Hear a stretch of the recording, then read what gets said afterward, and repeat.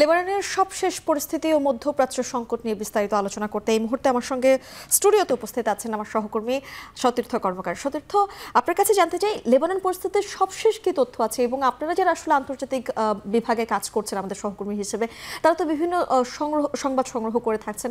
আপনার কাছে আসলে কি মনে হয় এই যুদ্ধ আসলে কোন দিকে মোড় নিচ্ছে? পাশাপাশি ইসরায়েলি সেনাদের বিরুদ্ধে হিজবুল্লাহ কি আসলে কোনো ধরনের প্রতিরোধ গড়ে তুলতে পারছে কিনা, কিংবা আগামী দিনগুলোতে পারবে কিনা? আমি স্টুডিওতে আসার আগে যেটি দেখছিলাম যে এই মুহূর্তে কথা বলছেন ইরানের সর্বোচ্চ নেতা আয়াতুল্লাহ আলী খামেনি। জুম্মার নামাজের পরে এই প্রথম তিনি যে ভাষণটি দিচ্ছেন ইরানিয়ানদের উদ্দেশ্যে, এটি লেবাননে ইসরায়েল হামলা করা শুরু এবং এই যে হিজবুল্লাহ নেতা হাসান নাসরাল্লাহকে হত্যা করা হলো, তারপরে পরে এটি তার প্রথম ভাষণ। এবং ভাষণের শেষ খবর পাওয়া পর্যন্ত আমরা যেটি দেখলাম, তিনি বলছেন স্পষ্টভাবে যে 7 অক্টোবর গাজায় যে স্থলাভিযান শুরু করে ইসরায়েল, সেটি সম্পূর্ণ একটি বেআইনি কাজ ছিল, একটি মানবাধিকার লঙ্ঘন করার মতো কাজ ছিল। তিনি প্রথমে সেটি বলেছেন তার বক্তব্যে, এবং তারপরে তিনি আরও একটি কথা জোর দিয়ে বলেছেন যে তাদের যে যুদ্ধ, সেই যুদ্ধটি আসলে একটি প্রতিপক্ষের এগেইনস্টে। অর্থাৎ তিনি বলতে চাইছেন আফগানিস্তান থেকে সিরিয়া পর্যন্ত এই যে মুসলিম উম্মা, এই যে মুসলিম বিশ্ব, তাদের যুদ্ধটা আসলে একটা প্রতিপক্ষের সাথেই, যদিও তিনি উল্লেখ করেননি সেই প্রতিপক্ষটি কারা বা কী সে ধরনের কোনো বিষয়। এবং আপনি জিজ্ঞেস করছিলেন যে সবশেষ আমরা যদি তথ্যগুলো দেখি যে লেবানন ইসরায়েল পরিস্থিতির বর্তমান যে সংঘাত পরিস্থিতি সেটি কেমন। আজকেও লেবাননে প্রায় 37 জনের প্রাণহানি হয়েছে। আমরা দেখেছি যে 20টির মধ্যে বেশিরভাগ হামলা হয়েছে বৈরুতে, হামলা করা হয়েছে বিমানবন্দরে, হামলা করা হয়েছে সিরিয়া যাওয়ার প্রধান সড়কে।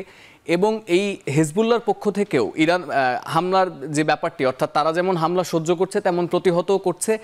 নর্দার্ন বেইস যেটিকে বলা হয় ইসরায়েলের, সেখানে হামলা করা হয়েছে বলে হিজবুল্লাহর পক্ষ থেকে দাবি করা হয়েছে। সুতরাং এ জায়গায় এই বিষয়টি স্পষ্ট যে মধ্যপ্রাচ্য সংঘাতের যে বারুদটি উত্তেজনায় পৌঁছে যাওয়ার কথা, চরমে পৌঁছে যাওয়ার কথা, সেটি কিছুটা দানা বাঁধতে শুরু করেছে। কিন্তু যে তৃতীয় বিশ্বযুদ্ধ বলেন বা আরও বেশি জটিল পরিস্থিতি হওয়ার যে জায়গাটি, সে জায়গায় দুই পক্ষ অর্থাৎ ইসরায়েল এবং লেবানন বা ইসরায়েল এবং ইরান তারা বুঝে শুনেই ওই আক্রমণটি করছে। অর্থাৎ তারা নিজেদের সার্বভৌমত্ব, নিজের অস্তিত্বের জানান দিলেও সরাসরি কোনো সংঘাতে আসলে জড়াচ্ছে না। মিম, সতীর্থ, সেখানে একটি প্রশ্ন করতে চাই। আপনি সংঘাতের কথা বলছিলেন, এই যে সংঘাত ঠেকাতে যুক্তরাষ্ট্রের একটি ভূমিকা, সে ভূমিকা থেকে আসলে আপনাকে যদি জিজ্ঞেস করি আপনি কিভাবে দেখছেন? পাশাপাশি আদৌ আসলে তারা কোনো কার্যকর পদক্ষেপ নেবে কিনা, কি মনে হয়?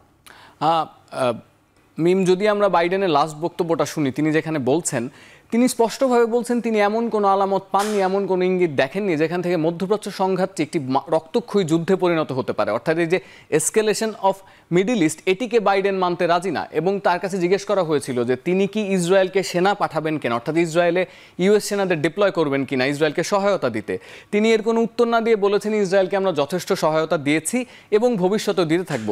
সুতরাং আমেরিকা এই যুদ্ধে, অর্থাৎ এই যুদ্ধে আমেরিকা ইসরায়েলকে সমর্থন করে গেলেও সে সরাসরি সংঘাতে লিপ্ত হবে এমন কোনো বক্তব্য বাইডেনের পক্ষ থেকে দেওয়া হয়নি। এবং বাইডেনকে এটিও জিজ্ঞেস করা হয়েছিল যে মধ্যপ্রাচ্য সংঘাতটি যদি চূড়ান্ত পর্যায়ে যায় তাহলে মিডল ইস্টে আবার ইউএস সেনাবাহিনীকে ডিপ্লয় করা হবে কিনা। বাইডেন বলেছেন এ ধরনের কোনো সম্ভাবনা তারা দেখছেন না, এবং তিনি স্পষ্ট জানিয়েছেন না, মধ্যপ্রাচ্যে আমেরিকার কোনো সোলজারকে তারা পাঠাবেন না।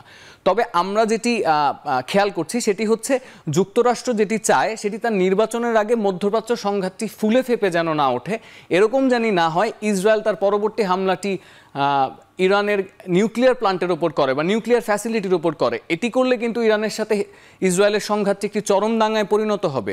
মধ্যপ্রাচ্যের সংঘাতটির যে মাত্রা, সেটি যে আশঙ্কা করা হচ্ছে বিশেষজ্ঞরা যেটি করছেন সেটি ছাড়িয়ে যাবে। সুতরাং বাইডেন প্রশাসন অর্থাৎ যুক্তরাষ্ট্র এই এসকেলেশনটি যাতে না হয় সেটি বন্ধ করার জন্য সর্বোচ্চ চেষ্টা করছে।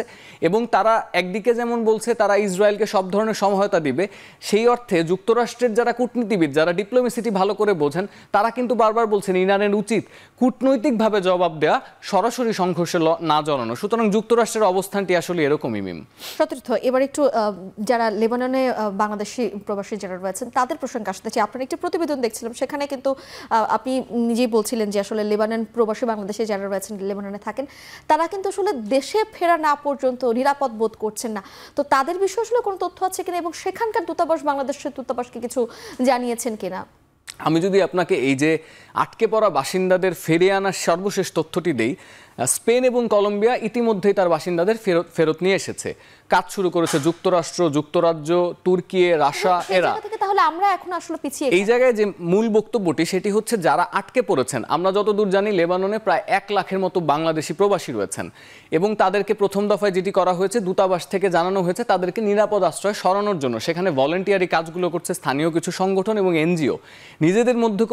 নিজেদের মধ্যে একটি গণসংযোগ করে প্রবাসীরা নিজেরাই প্রবাসী বাঙালিদের আশ্রয় কেন্দ্রে সরিয়ে নেওয়ার একটি ব্যবস্থা করেছেন। কিন্তু যে ছবিগুলো আমরা দেখেছি, তাদের যে কথা আমরা শুনেছি, তাতে আশ্রয় কেন্দ্রে স্থানটি খুব একটা স্থান সংকুলনের সংকট আছে, আশ্রয় কেন্দ্রের জায়গা কম এবং প্রয়োজনীয় যে সরঞ্জাম সেগুলো পর্যাপ্ত না। অর্থাৎ খুব ছোট্ট একটি জায়গায় গাদাগাদি করে অনেকজনকে থাকতে হচ্ছে এবং এই 1 লাখ প্রবাসী বাংলাদেশিদের মধ্যে ঠিক কতজনকে আশ্রয় কেন্দ্রে আশ্রয় দেওয়া সম্ভব হয়েছে আর কতজন বিপদের মধ্যে খোলা আকাশের নিচে আছেন সে বিষয়ে আমরা পরিপক্ক কোনো তথ্য পাইনি।